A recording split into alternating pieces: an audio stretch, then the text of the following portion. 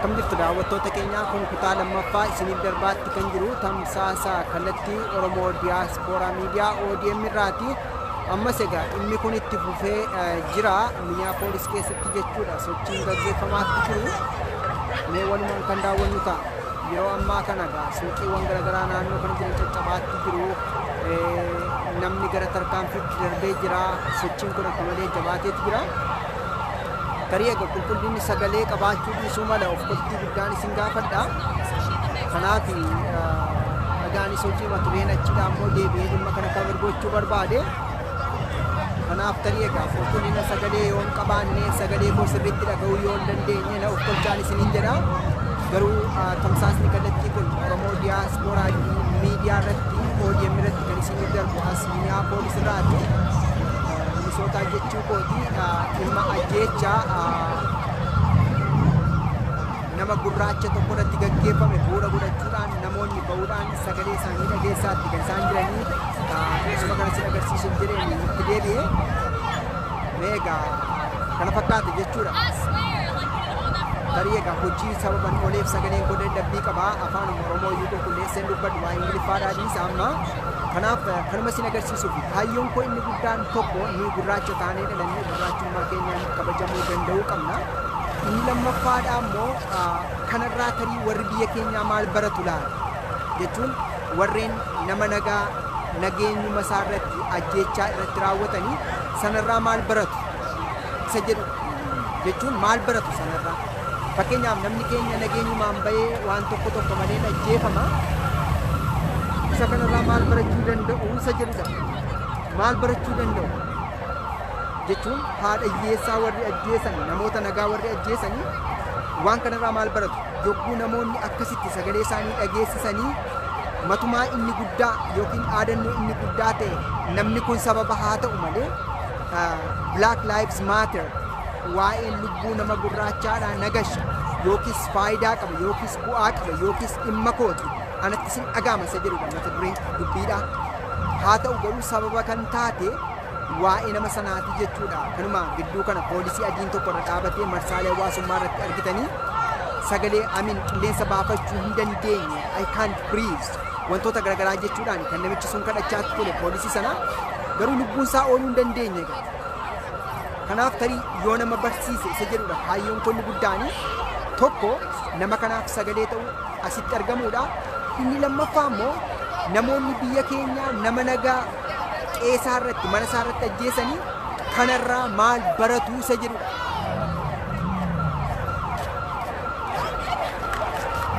Baraktaa yeroo naa ta'eera dhaadannoon kee keessumaa Oromo's Mom Life Matter too. You're right. I absolutely agree with you, Adia, my brother.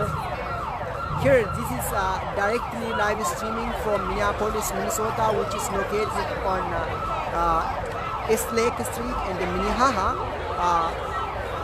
The reason for this protest is in this week, the white police killed a black man. For that reason, there is a mass gathering here. There is a mass protest. For that, so this is directly live streaming from Oromiyaa Diaspora Media.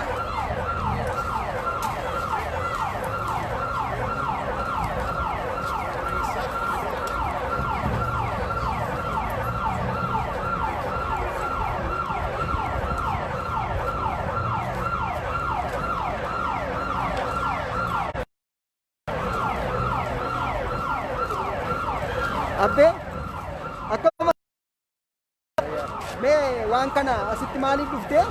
Erga dhufte immoo tarii egaa ati ilma Oromooti wal beekna waanuma biyya bakkee kanatti asittan si argee kanarraa warri biyya keenyaa maal baratu nama nagaayyuu akkasumaan ajjeesu yoo taajjabdeeteetti buma kana dubartii Wallaggatti ajjeefamtees ta'e Harargeetti nama bakkeetti akka hin taane tettee arguu naftu mee dhimma kana faana wal qabsiistee kanarraa maal baratu warri biyya keenyaa nama nagaa ajjeesani mee isa kana nuuf dhaamne. George Floyd nama gurraacha Minnesota jiraataa ture. Houston Texas irraas godaanee dhufee poolisii viidiyoo agartanii jira akka itti ajjeesanii namni kun aduu kadhatu aduu waaku aduu namni argu kunoo poolisii lubbuura dhaabatee ajjeese.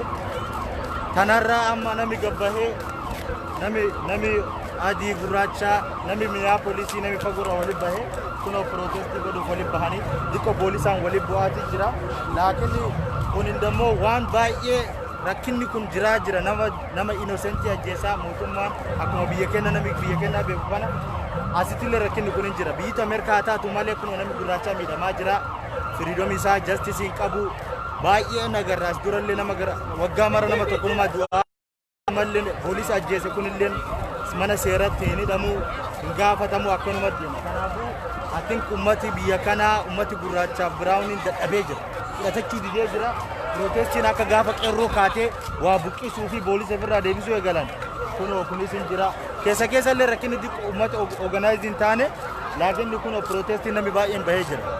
haa ta'u tarii egaa dhimma kana faana wal qabsiistee waa'ee biyyaa siif kaaseen ture ati ilma Oromooti garuu jiru baqaadhaan biyya as magaalaa lakkuu keessa jiraatta mee isa kana faana wal qabsiistee dhaamtu yoo jiraate warreen biyyaadhaaf warra akkasumaan nama ajjeesanii asitti yoo agartee ta'e yogguu miidhaa guddaa namarra geessaniin arginu kanan taajjabne waan ta'eef. Amma biyya keenya keessa wallaga keessa illee waan jiraanuma beeynaan mootummaan nama miidhaa jira nama push godhaa jira military control numa jira rakkinni kunis ka jiru protestii goonee dhaabachuu hin qabnu waan kana baay'ee mootummaa yoo nu dhibe wal organize taane dubbachuu qabna protest is very important peaceful protest you know every life is important bakka maraa biyya kanas ta'us biyya keenya Oromiyaa keessas ta'u hin dhaabachuu hin qabu protestii goonee akka qeerroon addunyaa irratti mul'iste waan protestiin fiduu danda'a kana kunoo protestiin waan dhaabataate miti biyya keessa kennallee ammaan kana dhiqqoo waan midhaan jiruu fi akka durii kan organize taane koronaallee irraa fe'inee protestiin namni baay'een amma nu waan dhufeef bifa koronaa dhukkubi kunillee addunyaa keessa jiruu fi wanni kun baay'ee nama miidha namni kun nama gurraacha amanana fakkaatu tokko nama nu dhihaatu kanaafuu jiruun nama akkana baatee nulleen akkana teennee bira dabruun nama responsibility qabna namni Oromoo tokko du'e namni gurraacha tokko du'e namun life namaa yoo akka hin taane fudhate justice gaafachuun haqa namni mara qaba laakiin namni dhufee as dhaabatee waan kana laalee yookaan yeroo keessaan fudhanne rakkinna jira because maal seeta justice you cannot just be a stand by you know because namni tokko yoo miidhaan irra jiraate waliin dhaabachuu qaba wanni kun waa'ee amantii kennaa fi durataan kennallee nuti himaa jiranii akka Martin Luther King so yoo rakkinni jiraate injustice jiraate nama injustice sana irraa fudhatan bira dhaabachuu qabna kana siin jedha. Haa ta'u galatoomi yoon dogongoruu baadhe waggaa sadan kana wayitan Oromiyaa miidiyaa neetwoorkii hojjedhu yuunivarsiitii Minisootaatti argeen ture shari'aa loo waan akkasii akka barachaa turten beeku mee waa'ee seeraa sanaa fi waa'ee shari'aa seera kanallee waan nu himtu yoo jiraate carraa kanaan yogguu sana akkasitti si yaadatu. anillee nama sociology fi seera baradhee kanatti kanaafuu waa'ee boolisaati society nama akka jiraatuu fi wal bu'aa isaa rakkinna jiru kanallee nama durillee activistii ture waa'ee student organization as durallee gaafa akkasii wal barre kanaafuu ummata ijoollee waliin dhufu ummata organization ummata Black Lives Matter illee wal quba qabna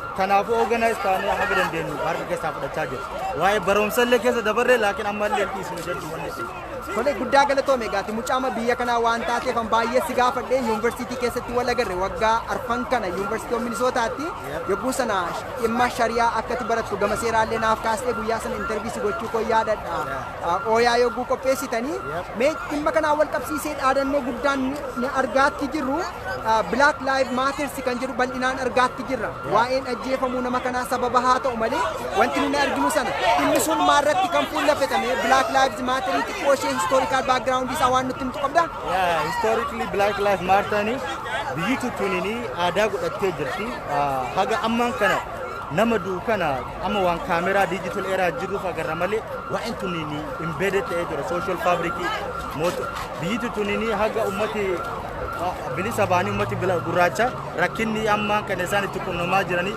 rakkinna jireenyaa haa ta'uuti bakka dalagaatti miidhamaa jiranii equal opportunity waan hin jirreefi baay'ee ammallee criminal justice systemin baay'ee miidhaa jira community kana sanirraa eegara Black Lives Matter jechuun laayifiin ummata gurraachaa biyya kana inni illeen akka laayifii ummata adii ilaalamuu qaba jedhee kan sanirraa ka'e because biyya kana keessa baay'ee nami kenna ka biyya kana gale maybe yoo nuyi jala deemtee keessa laal baay'ee miidhamaa jira waan kana beekuu qaba nulleen gurraacha waan taaneef wanni kun nulleen nuti itti boru ijoollee asii qabnaa asii guddanna kanaafuu Black Lives Matter historically ummata boolisa akkanatti innocent gurraacha ajjeesu kanarraa eegan akkamiti laayifiin gurraachaa kun adoo inni si kadhatu ajjeesame jedhee kana dura dhaabachuu namni laayifiin namaa kun akkana ba'uuf jedhee kanaafu muuvimentiin akkasitti eegaltee akka eegalteellee gaafa New York nama baay'ee beeku namuun beekaa addunyaa miidiyaan kaabar gootee jirti so kanarraa eegala jechuudha. haa ta'u guddaa galatoomii ulfaadhu nuni Oromoodha keessumaa biyya kana jiraanna anis akka carraa hojii maa osoo ba'uun gara kanatti goreessi argadhee guddaa galatoomii tarii maqaa kee yaadachiisa laata warra si daawwatan. Maqaan kiyyaa Soomoo Jiloonaan jedhama. Can you say a few words in English because we are living as a minority here? Can you say something, a few words in English? Yeah, we're here today for a peaceful protest. We're here to celebrate the life of Floyd, and we're also here to protest and to show that Black Lives Matter and that it should not be questioned and that it should not take place again. 21st century, we have seen that this repeat itself too many times. So we are here gathered here to sympathize and to give our prayers, but also to show that where there is injustice, that we have to fight against injustice, and we have to find a better alternative. So we are here in numbers to show that we don't agree that injustice that took place, and it should not be happening as often as it does in this state. All right, thank you very much.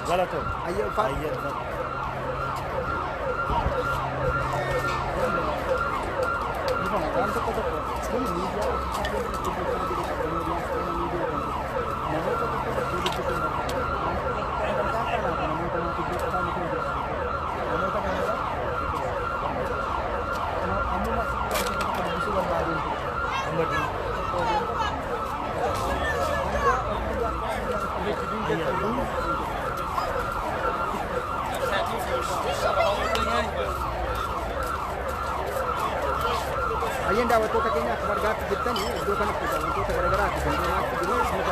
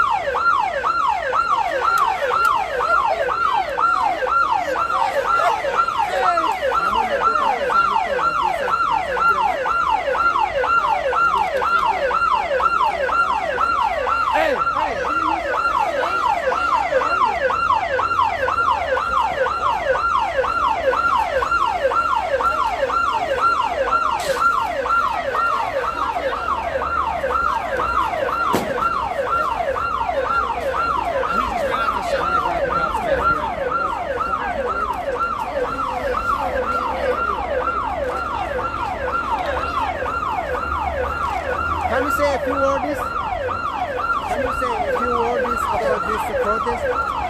So there were, this is my official media called Oromiyaa media. So can you say a few words about this thing? Let me say, it's all messed up, man. It's all fucked up right now. You get a lot of videos with it?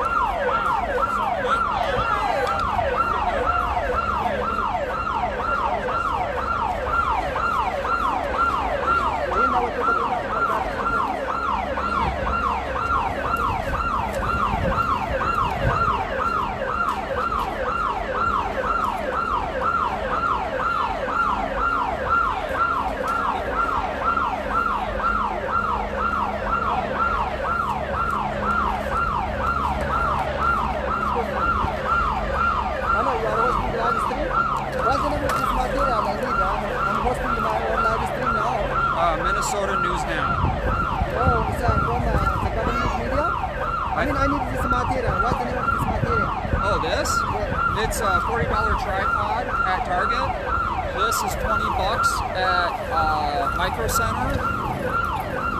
What And can I then get, please? that's a Samsung Gear Here is 360. my business card. Can you text me on this number, please? Yeah, I need it very I'll much. give you. I'll email I'm you. very beginner, just I do have many years on this one, but I need it very much. Yeah, no, I mean I don't have many either, but that's how we get them. Alright, please. Can you text that one? Use my phone number. Okay. Alright, thank you How very about much. email? Email work? Oh, actually my email is not active. Okay, but okay. I wish if you write. Yeah, I'll text you. Alright, thank you very much. Not a problem. Really appreciate it.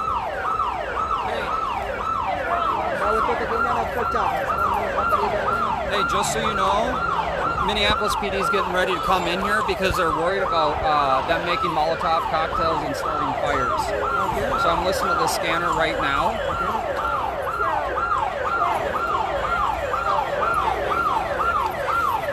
That's my other guy. It's going to be very tough So- now, you know, the situation is changing into very And so that's what they're worried about. So I think riot police are going to come up the street this way.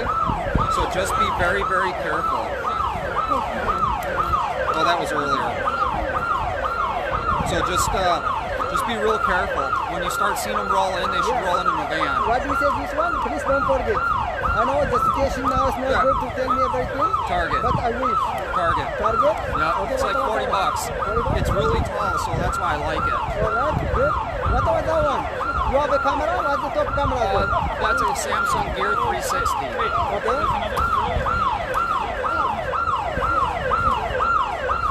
So you took your camera from there is a Wi-Fi? YouTube, yeah. Well, you can stream live from this to your phone and straight to YouTube if you have over 1,000 subs. Or I'm using it right now. I want to get all this kind of software. Yeah, what I'll do is I'll text you. We can meet up. The other guy I work with has almost like, I don't know, 13,000 subs. I work with him a lot. His name's Minnesota Guardian. Do you have any contact information? I don't have anything, and he left his at home. I'm using my phone, you know, there is no way how can I take your number, but I wish if I get your I got your card, so I'll make sure I text you later. All right, stay safe. Thank you.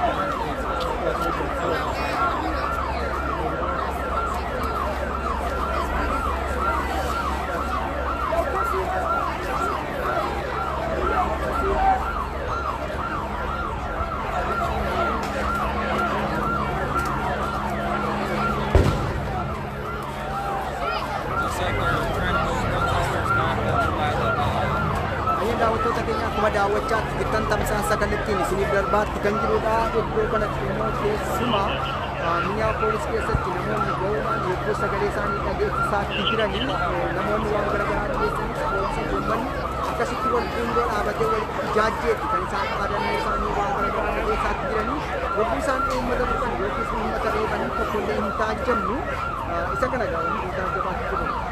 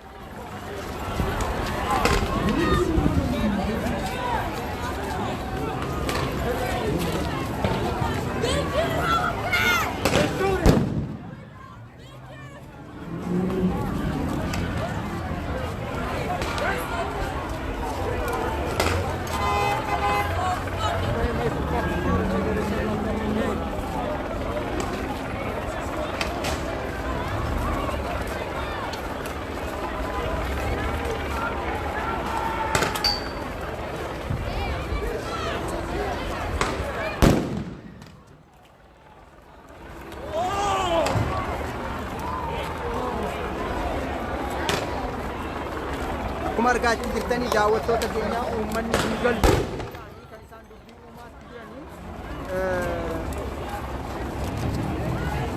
uummanni hin deemnu jechuudhaan kan isaan dubbii uumaatti jiranii isaan immoo rasaasa garaagaraa waan egaa rasaatii isa nama ajjeesu miti akkasumaan kan ittiin nama doorsisanii fi hiriira kana diiguu danda'anidha kan isaan agarsiisaatti jiranii waan akkasiiti egaa kan nuti taajjabaatti jiru jechuu barbaadeen osoo biyya keenya ta'e yoona kanaa lubbuu nama meeqaatu dhuma waan meeqatu ta'a jennee yaaduunis gaariidha.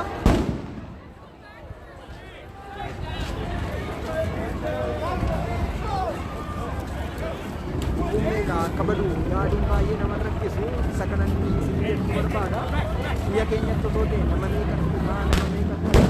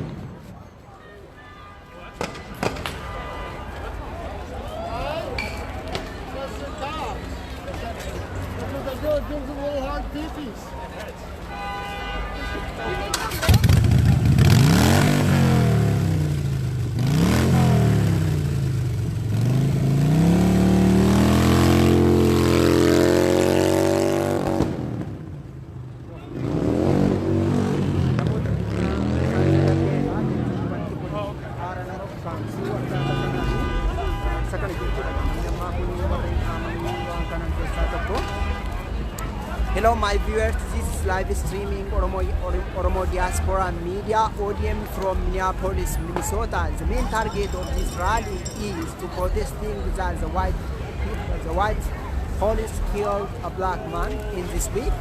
To protesting that one and to be a voice for that person. At the same time to show the awareness of everybody running now.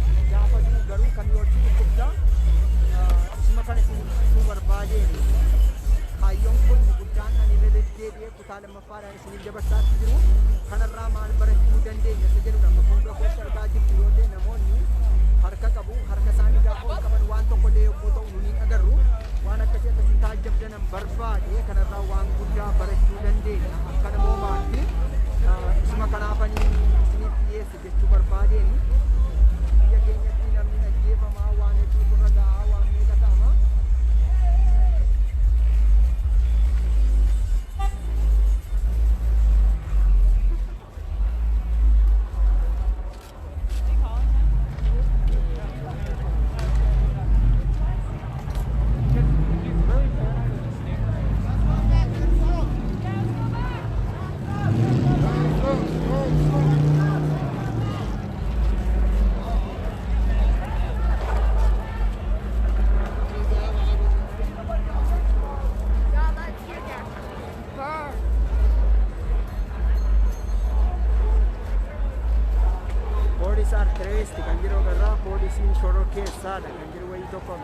They are all members in this geggeessudha kan jiru dhaadannoo akkasii agarra. Ijoollee kanarratti jechuu kooti hundumtuu dhaadannoo mataa isaanii qabatanii bifa isaan protest gochaatti jiran iddoo kanatti argaatti kan jirtanii amma gaa sababumaa dhukaasni kun babbanameen namoonni yogguu iddoorraa iddootti babbaqatanii olii gadi deemanii kanatti nuyi taajjabnu. This is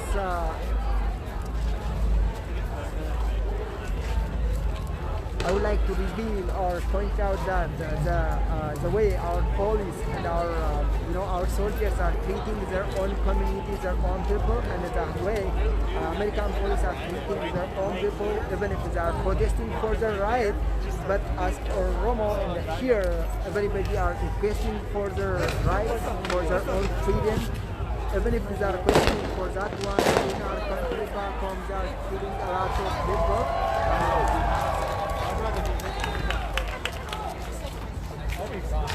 But when the Ethiopian government has been getting different kinds of donations from America, from Western countries and the others, the Ethiopian government, the Western countries are supporting them. That's a funny thing because when there is no democracy, when there is no human rights, there is no human rights respect, there is a kind of human rights violation which is taking place in Ethiopia almost for the last 27 years and above.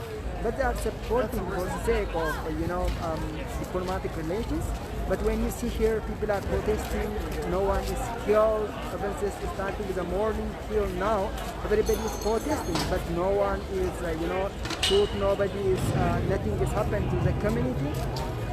But when you see our people at back home, even if they are asking for the right, for the freedom, something like that one, even for the freedom of speech, they don't have any kinds of legal rights, they don't have any kind of democratic rights, they don't have any kinds of constitutional rights, because even if it is described on a paper, even if it is pointed out on a paper in the kinds of constitution, nothing can be applicable in that country. Everybody is talking or working for the sake of the government is target. That's the point. So my concern is here we Oromo Ethiopians in general, what we learn from that one, from this one, that's my point. So kaayyoon ko inni guddaan nuyi maal baranna isa jedhudha. Egaa ukkaamsa hin jira waan ta'eedhaa fi dhiifama guddaan isin gaafadha. More or less parshaalii aguma ta'ellee argattu odeeffannoo kan jedhu yaada. Kanaaf iddoo kanatti amma protestii cimaatu gaggeeffamaa jira, dubbii guddaatu gaggeeffamaa jira. Uummanni haala kanaan ba'eetu kan sagalee isaa dhageessaatti jiru. Isa kana argamatti jirtu waan akkasiitu kan mansin daawwachiisuudhaaf gara kanatti isinii fidu jechuudha.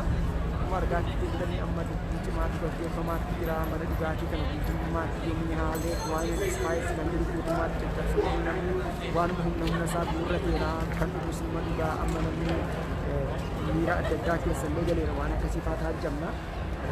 Kanas ta'u sanaan biyya kana namni mirga qaba jechuunaa fi marreen daawwachaatti kan jirtan immoo tamsaasa kallattiin isinii darbaatti kan jiru Oromoo Diiyaaspooraa Miidiyaa ODM maadheeffatee isiniif tamsaasa kan dabarsu as Minneapolis yookiis Oromiyaa xiqqoo bakka jennurraati kana kaadhiiroo. Mee waanuma jiru taateema jiru taajjaba otoo uummanni akkas godhatu otoo uummanni waan meeqa godhu maaliif poolisoonni kun hin ajjeefne kan biyya keenyaa maaf ajjeefamu sana irratti waan tokko lama kan jedhu waamarraa argannaa laata jiru kan isin qoonnoo jechaa jira.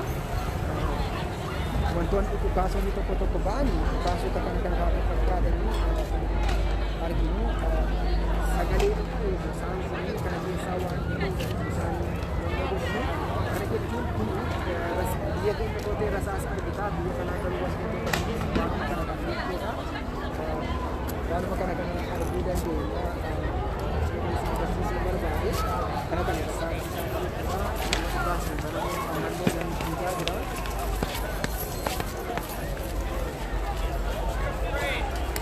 Waan kana fakkaatu jechuumaa fi waanuma jinsii agarsiisuu barbaadeen hanga tokko.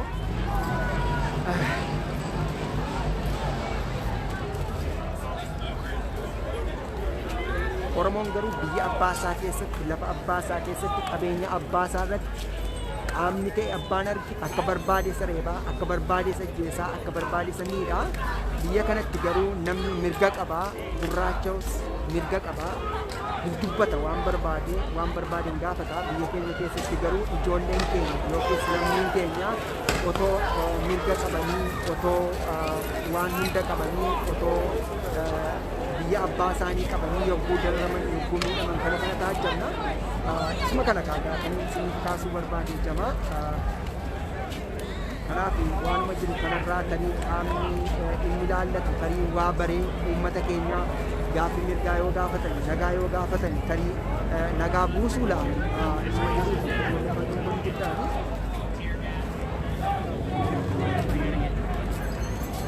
Kana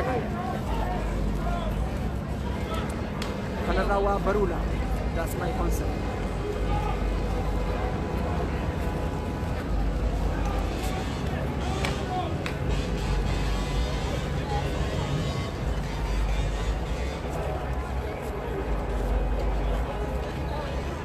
Iddoon amma jiru warreen naannoo Minneapolis Minnesota jirtanii Lake Streetiif Minnehaha gubbaatti kan argamnu maalreen egaa isinis warri naannoo kana jirtanii ijoolleen keenya keessumaa afaan Oromoo bareedaa dhaamsa bareedaa dabarsuu dandeessu waan ta'eef afaan Oromoo bareedaa fayyadamtanii Ingiliffa bareedaa fayyadamtanii waan tokko dabarsuu dandeessu. Egaan hojii man ture dadhabbiinis natti jirti waan kana isin immoo yoo as jiraattan bakka inni jiru kana koottaatii dhaamsa keessan dabarfadhaan isinin jedha.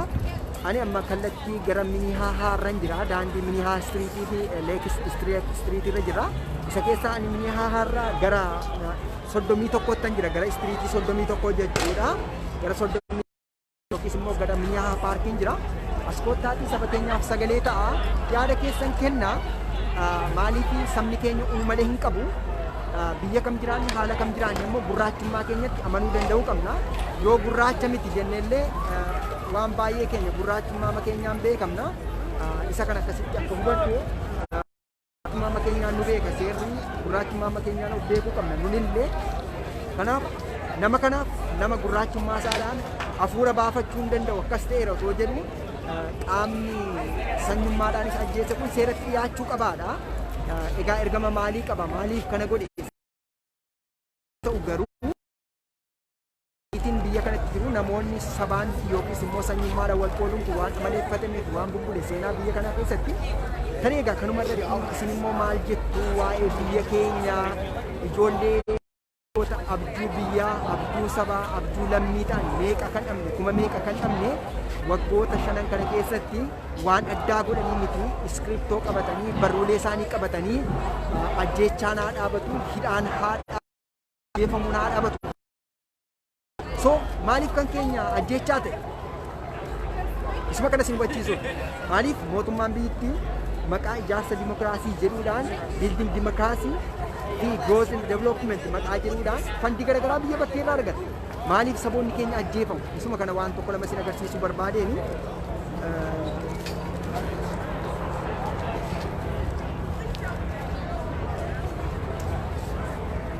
Iddoon ani jiru warreen naannoo kana jirtanii bakka ani jiru arguu yoo barbaaddanii naannoo kana jira buuk istoorii sana yoo beektu ta'e naannoo buuk istoorii sana jira waan akkasiiti. Kanaaf namoonni kunoo asiitii ammallee sochiin kun dhaabbachaatti hin jiru. Ganama kan jalqabe hagammaatti fufeera. Maarreen egaa warreen daawwachaa jirtan immoo namumti irraa barachuu qaba.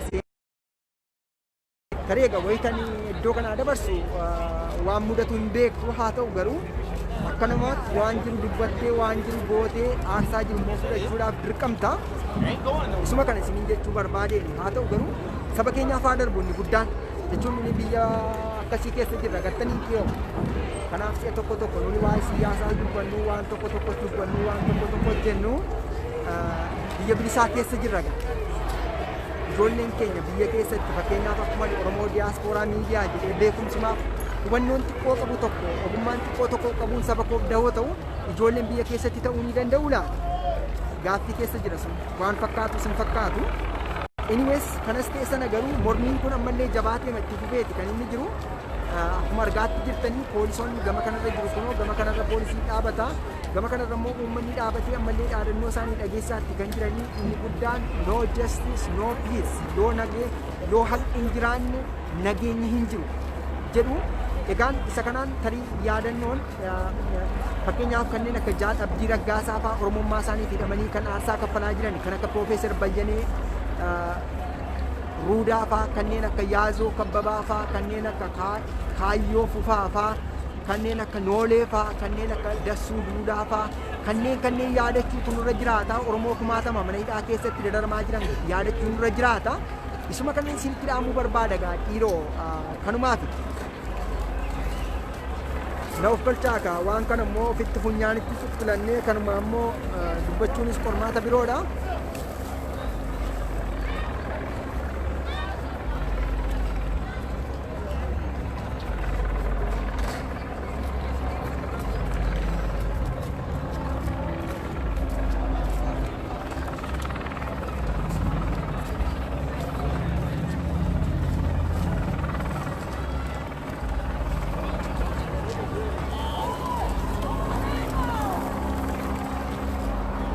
Daawwattoota keenya daawwachaatti kan jirtan tamsaasa kallattiin darbaatiin Oromiyaa Sporaan Miidiyaa ODM as Minneapolis Minnesota magaalaa Lafuurraa maarreen egaa tamsaasni keenya ijoon kan irratti fuulleffate keessumaa dhibba kan torbanuma amma jiru kana keessa poolisiin adii nama gurraacha keessu isaa bu'uura godhachuudhaan hiriira guddaatu deemaatti jira kan eessarraa eegalee mee inni gaaffiin isaanii inni guddaan namni yakka godhe yookiis badii godhe seeratti dhiyaachuu qaban qabxii ejjennoo isaanii isa tokko kana qofa immoo otoo hin taane Black Lives Matter dhimmi nama gurraachaadha yookiis lubbuun nama gurraachaa nagalchaa yookiis dhimma koodha kan jedhu akka mata duree guddaa yookiis muuvimentii guddaa biyya Ameerikaa kana keessatti sochoomaatti jiru sanas akka ajandaatti kan gochaa dhimmaatti jiru amma gaa haalli jiru kana fakkaata. Hello my viewers, this is Oromo Diaspora Media ODM, which is live streaming from Minneapolis, Minnesota, Twin Cities. The main target of this rally or this protest is in connection with justice. They are saying that, especially the protesters, there are mass protesters, thousand protesters are here. They are saying that we need justice. If there is no justice, there is no peace. That's their main target. What they are called, showing or disclosing on this kind of gathering. This is my concern. That's why I would like to live stream. Anyways, stay with us, and I will continue broadcasting from here from Minneapolis. The media you are watching is called Oromo Diaspora Media. Oromo is one of the largest and the biggest nation. Ethnic tribe in Ethiopia, at the same time in Africa. The language we are using, the language which I am using for broadcasting is called Afan Oromo or Oromo language, which is the most widely spoken in Ethiopia. And also is a language which is the third widely spoken in Africa. The language I'm using called Oromo. Maybe those of you do not have an information about Oromo. Oromo is the biggest tribe, and our land, our country is called Oromiyaa. We live in the empire called Ethiopia, so our community is one of the largest here in Minneapolis. At the same time, we are the largest. Our land is the largest. Our country is the biggest one, and we are the indigenous African tribe called Oromo. We are from Cushitic or Kush. This is all about Oromo, so I'm using that language in the broadcasting from here. The name of this media called Oromo Diaspora Media as a diaspora, as Oromo Diaspora. We are here in Twin Cities, and we are here to be a voice for our brothers who is being killed, being a black. That's the main point. We are here to be a voice for this voiceless guy. In general, that's our concern. So the protest is going on, starting from the morning till now. The people are requesting for saying there is no justice here, there is something like that one. That's my main concern. We are here. At the same time, I would like to convey a wonderful message that the Ethiopian government has been getting a fund from USA government, Trump administration, at the same time from United Nations, from any international organization, including USAID for sake of education, for sake of health, for sake of economy and others. Even if the Ethiopian government got all these kinds of funds, he has been killing our innocent people while they are asking for their right, for their democracy. This is what we can observe from that. So everybody is running now from this kind of something. So that my main concern here is that yes, the government should look at what the Ethiopian government is doing in terms of violating human rights. That's the main target. So my name is Ticha. I'm broadcasting here from Minneapolis, Minnesota, Twin Cities. around Minnehaha Avenue and it's Lake Street. So that's my point for you for the inconvenience of my accent at the same time. The sound interaction nearby because there are many things going on here. As everybody know, we have been struggling with COVID-19 called coronavirus here, and we are expected to use the masks. At the same time, there is a protest which is going on here, which is very logical, killing innocent people because of his color and because of his accent in general. So the protest is going on, starting from the morning till now. The protest is becoming a kind of violence. Sometimes there is a kind of the police are using different ways in order to stop this kind of things. The people become nervous and something, and it could be changed into something. There is a voice or there is a prediction that this is now currently the time is almost around 8 p.m. So imagine it is almost 2 in a night. If this thing is continuing this way, what will happen? It's going to be very tough. Anyways, my short message is everybody, especially those of you supporting the Ethiopian government, you have to watch out, you have to analyze this. Do you think that the budget we allocate for Ethiopia for the sake of economy, for the sake of education, for the sake of health, it goes to that one or it goes where? That's my concern. Guddaa galatoomaa ulfaadhaa jama namoota qooda kanarraas maal barachuu dandeenya keessatti namoota biraan gaa yommuutti mootummoonnis dhaabbileen gurguddaan biyya keenyaaf qarshii kennanii isaanoo maal gochaa jiru kan jedhu kana simaamuun gaarii waanuma kana isin kaasa ka ulfaadhaa galatoomaa anitichaa guddataati ofitti immoo cuqqaalleen jira waan ta'eef baay'inaan dhageessanii guddaa galatoomaa ulfaadhaan isiniin jedha ammas turtii keessanii waliin haa ta'u namootaaf sheer godha fuula feesbuukii peejii koo Oromoo Diaspora Media kan daawwadha haaluma wal fakkaatu immoo gama yuutuubiidhaanis na hordofuu dandeessu kallattii garagaraadhaani egaa amma namoonni amma fiigichatu jira tarii dhukaasni jira jedhamee ta'uu baqatama waan akkasii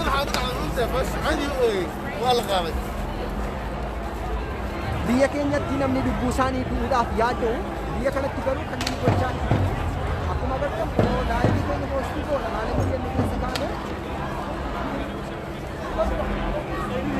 ويني نفس ويني وحيموتنا يسا دخل حتى كسر من يعطي الفرص مارك بوليس ديبارتمنت أما مارك غير كان بوليس من يابلس دخل قدام السوس علي وموتنا يا إني هاي إني يهين كتيران ويران elements أما غيبة كمية سي مارك خلاص أوتر كرينا يا ملوك أوتر كرينا يا وحكي ملوك أرنتاس مركويا حنون برويا وأرين واحد اللي قد يبيو حي اللي أنا وطن كان ملوك بعد كل نمت ملوك السبت كل نمت ومارك تدرس الحين كويس سكت تاني إنه يسمعوا لي مادان ويلش اللي هي مارك تغيير هذا مارك كسبنا كنا لودينا وتعلدي كوي تمناد من يابلس بوليس ديبارتمنت قف كم يسأل سبوا درك بوليس قبا وقف مدوغة من يابلس مركز رنتي أرين قبا وصل ولا تحق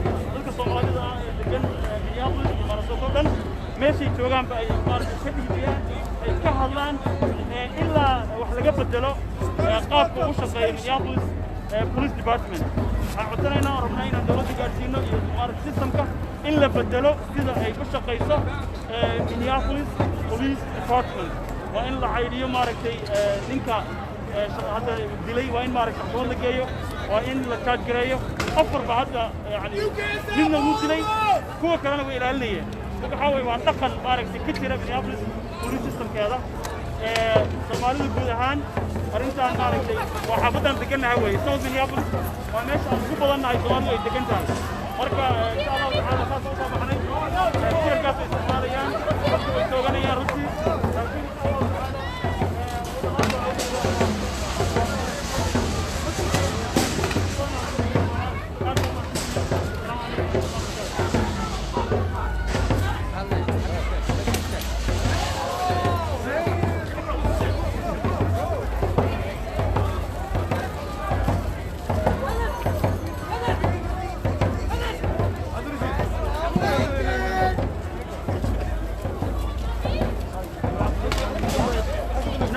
Actually, I don't. Who on the media?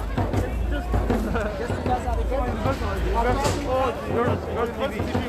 can access on Oromo Diaspora Media. This is the name of my media called Oromo Diaspora Media. Okay. I do have almost around over 100,000 followers. Okay. But most of my followers are here back in Okay. Oromo. Okay. But now it's night time. You know, everybody is sleeping at Bangkok. fine, But that's this fine. is the only people who are watching here from Okay. Bangkok. I hope they understand. I hope they understand some of what I said. That's I why, said in yeah. Somali. That's why I make on that. There's a lot of Oromo in Somali. Yeah. Yeah.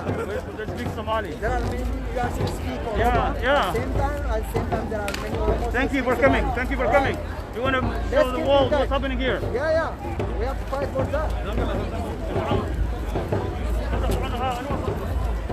إلا la sameeyo inaan la joojin weeyaan waa inaan ka dhidhinaa waa in laga dagaalamaa waa in la tusaa inaan ka damqanayno halkan macnaha wixii nuugu dhacaa kulligan wuuna saameynayaa saameyn buu nugu leeyahay madow aho caddaan aho madowga inuu sii kala qaadana ma aha soomaali hadda waxay leeyihin qaarkood arkayayoo leh maxaa naga galay madowga waa dad dhaqan xune ninkaan caddaanka adiga iyo madowga kale adun bay kala qaadayay sida agtiisa halbaa ka tihin markay dhibaata dhacdo sidanoo kale dadku waa inay hawl noqdaan waa in laga wada dhiibiyaa waa in la yimaadaa waa in laga qayb qaataa aad iyo aad halkan hadda waxaa lagu shubay teargas baasha sunta oo indhaha ka qadinaysa cabaar baa lala wada limeeyey waxaan leenahay ilaahay inankiis nabad ilaaha keeno ninkaas miskiinkaana xaqiisa ilaa u soo dhiciyo cadowgii dilayna waxaan rajaynaynaa justice inay maraan inuu la xiro xarigna ay mutaystaan aad baa idin salaamaya Thank you very much. Can you say a few words in English what you said? This is from Oromo Diaspora Media. Yes. Most of, some of our people can speak Somali. That's why I broadcast. Yes. Can you say a few words Yes, yes. in English, especially in Africa? If you protest, Yes. the government is killing you. No freedom like this one, you know. Is there Absolutely. anything you would like to convey, especially for Oromo people, because the Ethiopian government is killing the innocent people while they are protesting for the right? Can you say something before that? Would you tell me your name?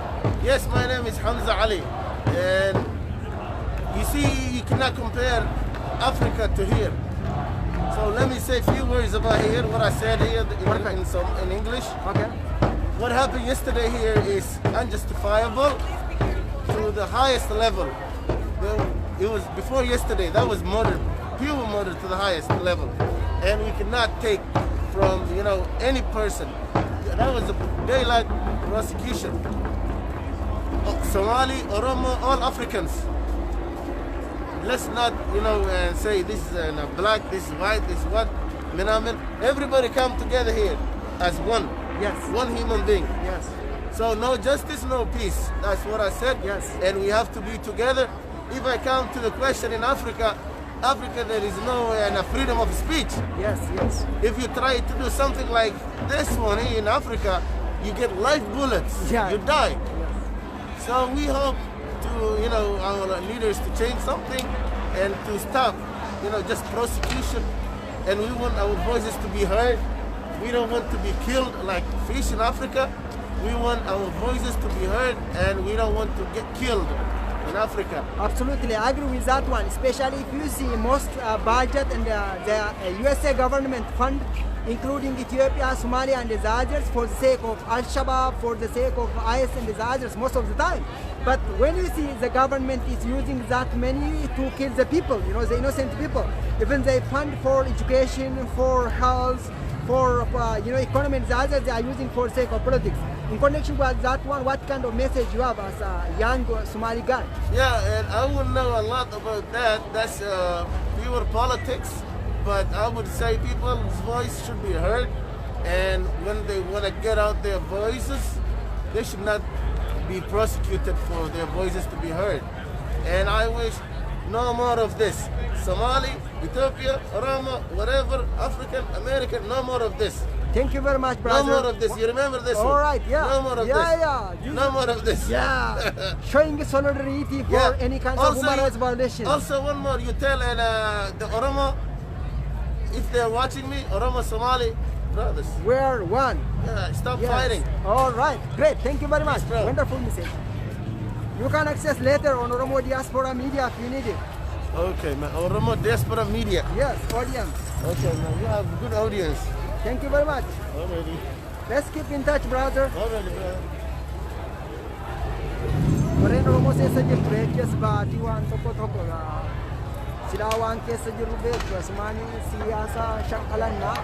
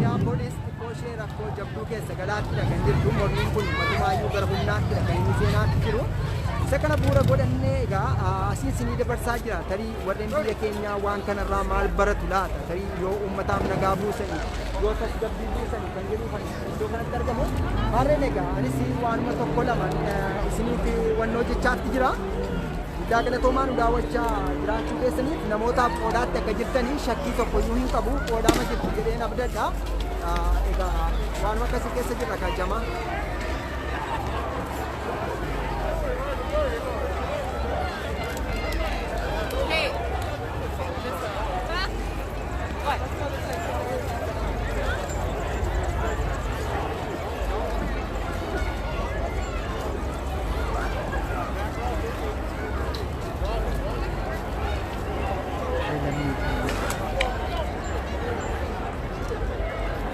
Ammas kan kitteedha jamaa garuu namni galaatti hin jiru namoonni kun akkuma irratti jira namni iddoo addaan wantoota ta'eeti kan jiru. Hello my viewers, you are watching Oromo Diaspora Media ODM which is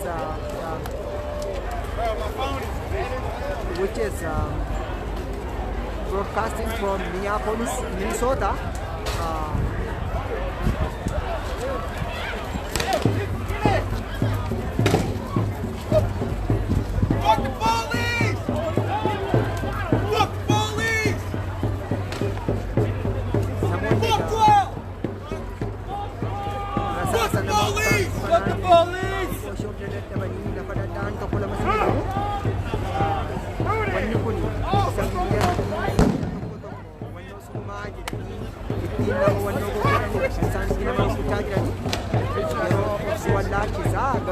Sagalee dhibaasaa rasaasaa yoo dhageessanii rasaasa sirrii miti kan ta'aatti jiru waanuma of nama wallaalchisudha kan isaan dhibaasaatti jiranii biyya keenyaa garuu kanuma lubbuu kee galaafatu sitti dhukaasu egaa kana kan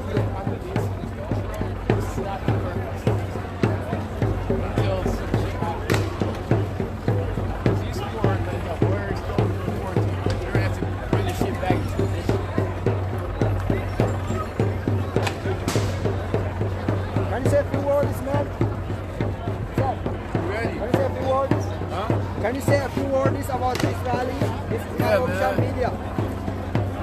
It's really what they need right here, man. Like, we've been going through this shit all the time. It's about time we did something about this shit, man. For real. Like, I want these cops to really know we out here. For real, man. All right. So I'm here to spread love. I'm here to let the black community know that they're loved and that they're supported. And a lot of my guy right here too. A lot of white people are afraid to stand up against racism, and I'm here to say no, it's not okay, and that the white community is here, and that we're going to support them through the thick and thin, and we're not going anywhere until there's justice. We really here. Yeah. We're not stopping till this shit. Come on, do something for it. We want justice for George Floyd. George Floyd, man. Say his name. George fucking Floyd, George man. Floyd. Say his fucking name. Let's go. All right, thank you very much. You can follow me on Oromo Diaspora Media called ODM. Yeah, what's your name? I want to see this video. Oromo Diaspora Media. You can find out later. Oromo Diaspora Media on Facebook and YouTube. You can go on Facebook even now.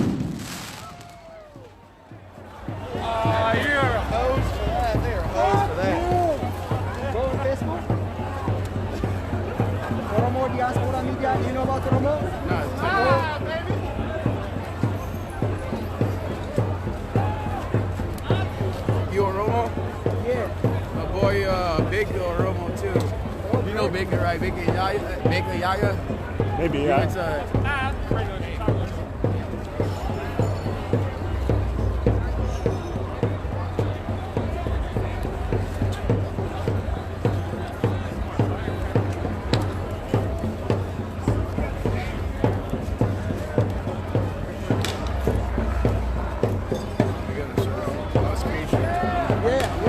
watch that shit. I appreciate that, brother. Especially there is a thing I would like to ask you.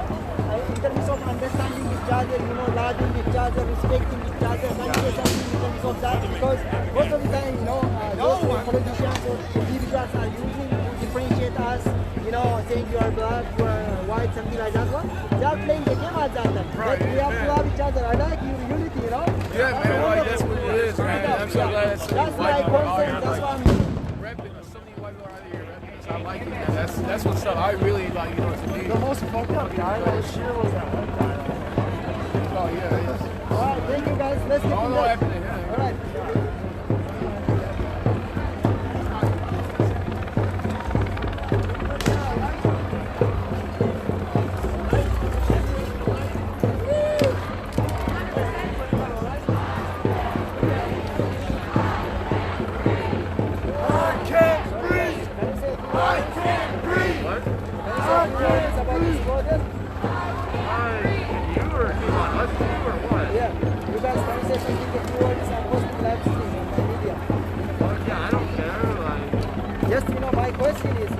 Understanding each other, respecting each other, you know, that's my main concern. Because if somebody says you are black, you are white, something, it's going to be very tough, you know. The best thing is love and respect. I wish if you guys say something. All right, tell me your name and say something about that. It's a horrible situation. None of this should have happened. Black Lives Matter. Yeah, It wouldn't have happened if he was white. it's a horrible situation, and hopefully things change. And more white people need to stand up and do what's right. All right, thank you very much.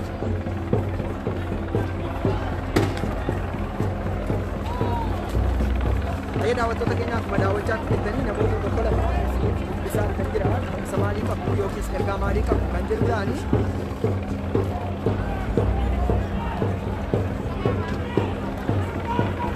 namoota tokko lama dubbisaa kan jira.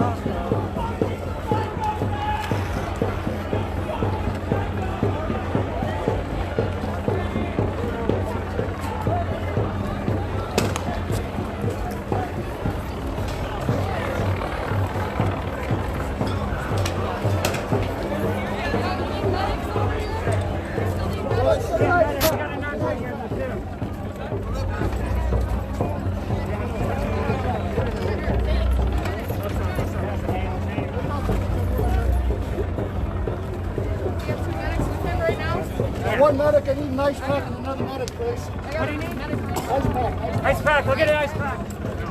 Ice pack! Ice pack! They're over there! They're over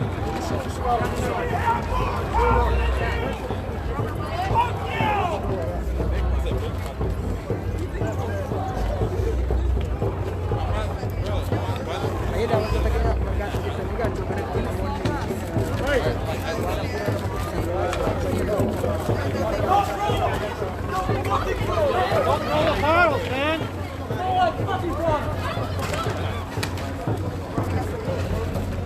Stop giving them the fucking opportunity to shoot at us! Come on, man! I'll take this to somebody gets their yeah. You okay, Ari?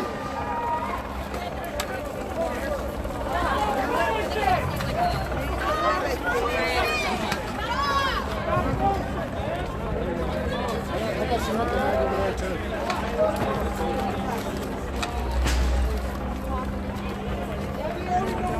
It's hitting the head. I'm like, bro, look at you on one. Don't get other people sprayed.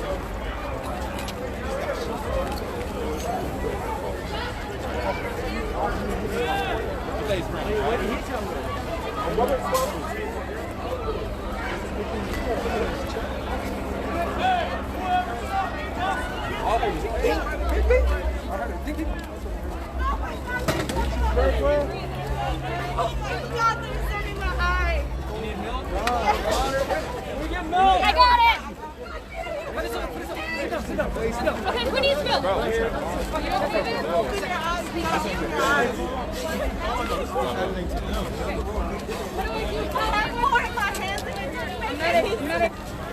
gonna hold your phone, okay?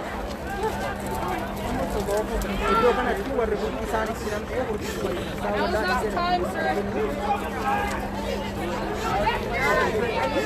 You're okay. Slow deep breath. You're okay.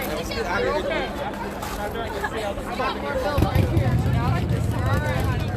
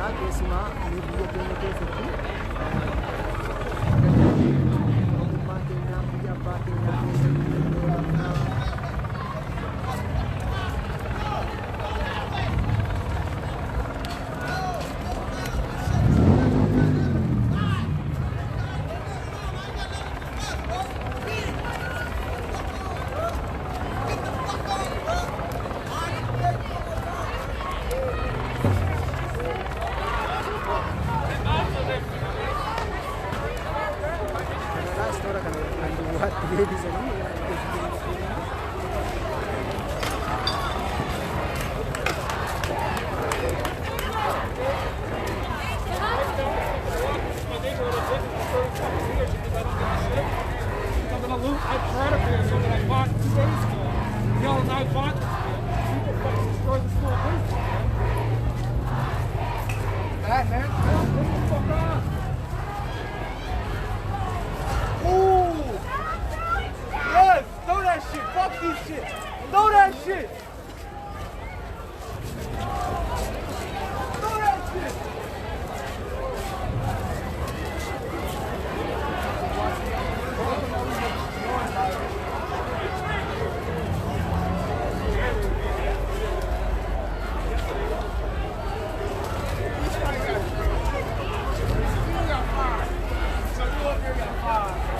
Egaan daawwattoota keenya daawwachaatti kan jirtan tamsaasa kallattiin isinii darbaatti kan jiru Oromoo Diyaaspooraa Miidiyaadha.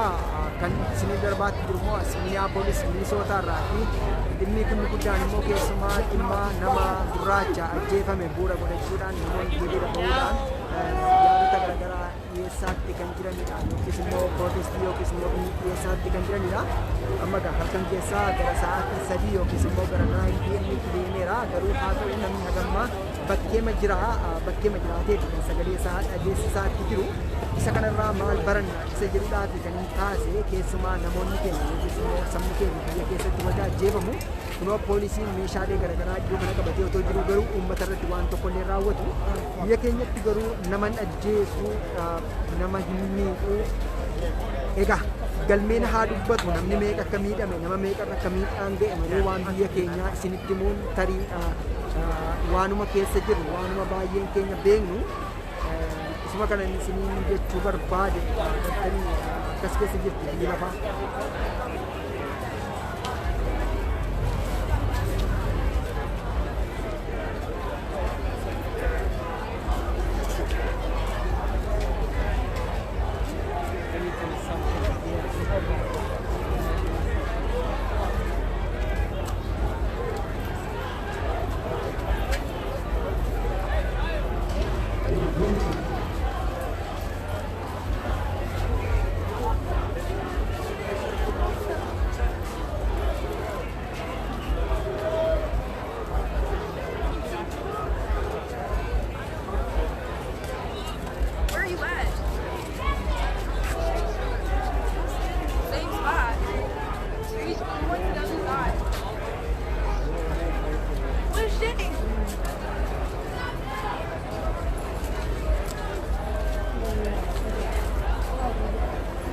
warreen gara boodaa dhuftanii tamsaasa kallattii keenya daawwachaatti jirtanii tamsaasa kallattiidhaan isiniif darbaatti kan jiru wanti kun Oromoo Diyaaspooraa Miidiyaa ODM irraati.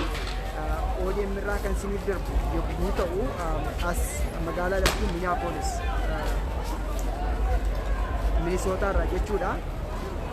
Tamsaasni keenya inni ijoon kan irratti fuulleeffate keessumaa namoonni gaaffii mirgi walqixxummaadhaa yookiis hanqi mul'achuu qabaa mee walqixxummaan keenya nuuf kabajamuu qaba jechuudhaan dhimma nama gurraacha sanarratti ajjeechaa ga'e bu'uura godhachuudhaan maarreen egaa inni kun matumaa seenaa biyya keenyaatti yoo deebine haala biyya keenya keessa jirutti yoo deebine maal irraa baruu dandeenya yookiis maal gochuu dandeenya isa jedhuu fi waanuma tokko lama galtee nuuf taasisa jedhudha amanannaan koo. Kanaaf ani iddoo kanatti argamee miiruma jiru keessa ta'ee garuu waan tokko lama isinii dabarsuun qabaa isa jedhutti gara muuziqaa kanaatti dhufe waan kana kan jiru uummanni bakkee kanaatti bakkee madaabatee protestii gochaatti jira. This is live streaming from Minneapolis, Minnesota here from Lake Street, the Minnehaha. The main target of this rally is protesting that black men this week killed by the white cops and police, and the people are requesting or asking for justice. Justice should be applicable for all. Justice for all. If there is no justice, there is no peace. Kan jedhudha aadannoo isaanii inni guddaan yoo haqni hin jiraanne yoo dhugaan hin jiraanne wannoo deemuun hin danda'amu isa jedhudha yookiis immoo nagaan jiraachuu hin danda'u kan jedhu kaasu kanuma irratti kan fuullefatudha jechuudha.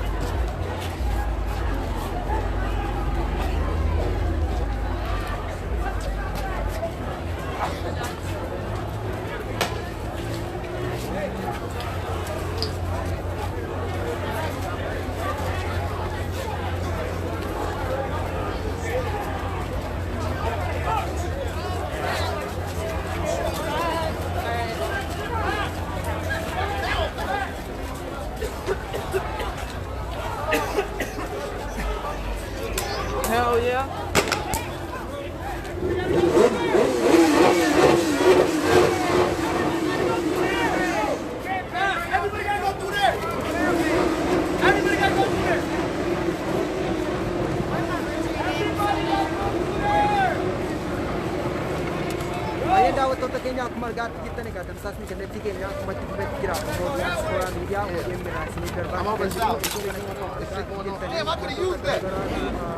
deemaatti jira mormii jabaatu gaggeeffamaa jira mormii kanaadhaan deemaatti jirti akkasuma ammataan namni manatti galuu jennaan waan qilleensa nama ukkaamsu kana isaadha kan isaan jedhanii dhukaasa akkasiin sagalee dhagaatii kan malee rasaasa guddaa miti Aku kan di bawah sekali kita yang dah kenal ni, kita yang kita akan buat. Kita desa sendiri jalan nak buat sana, kita pun buat ada Ada lagi sama. Namun ini asal cara kerana yang kerana ini namun tak yang cari dan kita ni jalan toman jalan. Maksud itu curang dia sahaja. Kita kena jechuudha seera asii kana yookiis immoo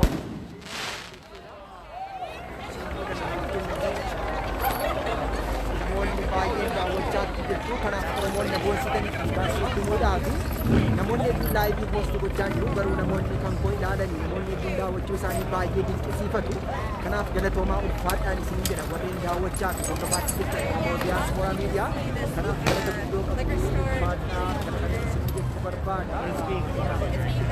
Livestreaming ko kuma jira amada hindi ko nak jira namun dia gara-gara sa chat dulu promotor to project ni sa tadi kan sudah ada mau ada baik na kesan namun gamay galan kamari dikisi patu sini nam bona kana to ma pada sini super bada I would like to extend my best appreciation and thanks for all my viewers. I really proud of you. You make me proud because there are many viewers online who are watching me, and that makes us even helps me even to tell to everybody as we are one of the largest people in Africa and we are the indigenous African tribe, something like that one. It opens a window for me to tell about Oromo and as we are the largest and due to political pressure. Even if our language is the most widely spoken in Africa, it is not an official language or working language. So you guys, I'm proud of you. You did a great job. I mean, you guys stay with me. You guys viewed my video. You guys stay with me. Even if I posted this thing just 2 times in the morning. So thank you very much. I really appreciate each and every individual who stays online and you know shows you respect, sharing this video, viewing and others, and commenting and others. Thank you very much.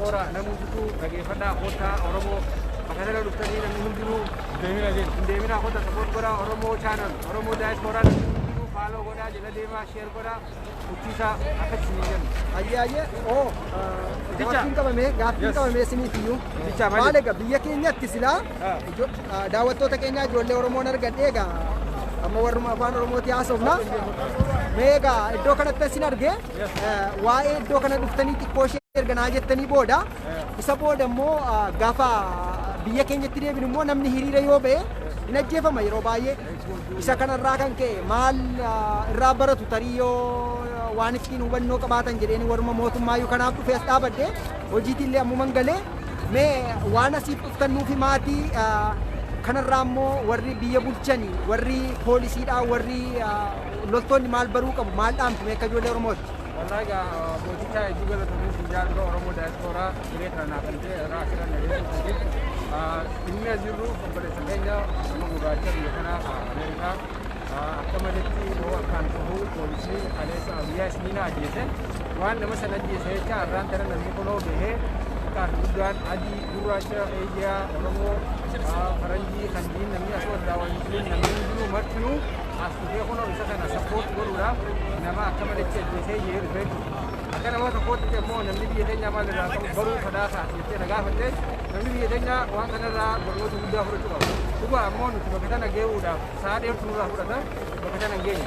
Wanni kun maal si yaadachiisa gaafa qeeroon Oromoo akka malee du'aa turte fudhatinaan harka ol kaastee haala san keessa jiraa jechuudha har'aan tana akkana qabdee kan isaa beekee namni hundinuu wal godhaa ture jechuudha. Saniifuu har'aan tana haala sanii jira namni silaa Minisootaa yookaan Ameerikaan gaa haala kana jeeqamtee jirti. Kanaafuu yoo rabbi jedhee warra kanarraa barnoota ta'uu keenyarree naafootu ammoo hedduu saaf udah cuma kita jadi ini dia macam tu ya ada macam. Yani ni untuk wan kerja kira. Yani kamu mengisti atau piasun mengisti kita nak baru kerja. Wani baru tu namni tak cara sangkau itu dah. Ada tu sama ni macam sendiri. Akan mengisti abi itu namni macam sendiri. Wabara sinja. Oromiyaa kita ni kita sina perangkat. Galatwa. Ayo pada galatwa. Ayo daawwattoota keenya daawwachaa kan jirtan Oromoo Diyaasporaa Miidiyaadha. Asitti immoo ijoollee makeenya zamana ta'eef gaaffilee tokko lama isaan gaafannee gara siyaasa biyya keenyaatti deebisee waan daawwachaa jirtaniif guddaa galatoomaa warreen daawwachaa jirtan immoo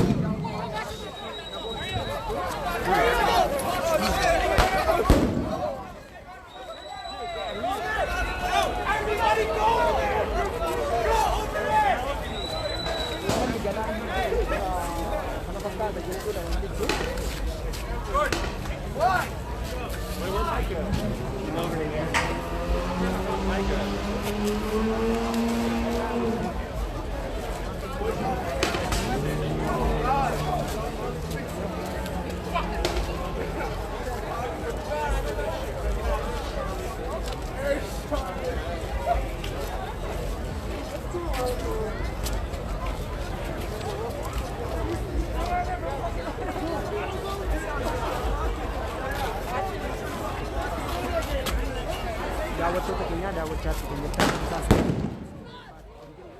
Diiyaasporaa Miidiyaadha.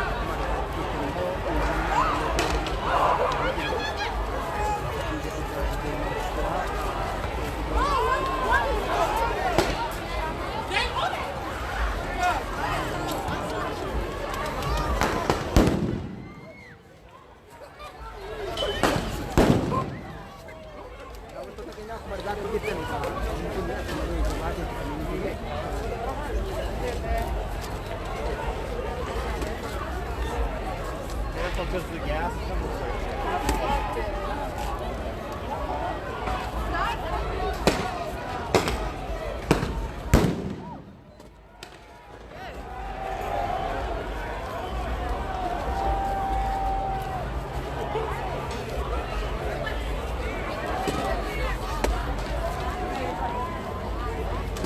Just don't want to get anybody in the highway.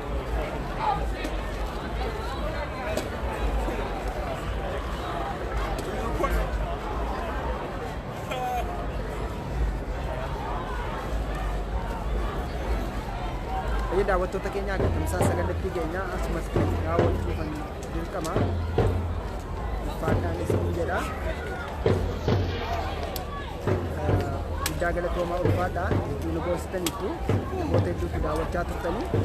Hello my viewers, thank you very much for staying with me. Now I'm forced to queue here to wrap up here my live stream, which is from Minneapolis, Minnesota, which is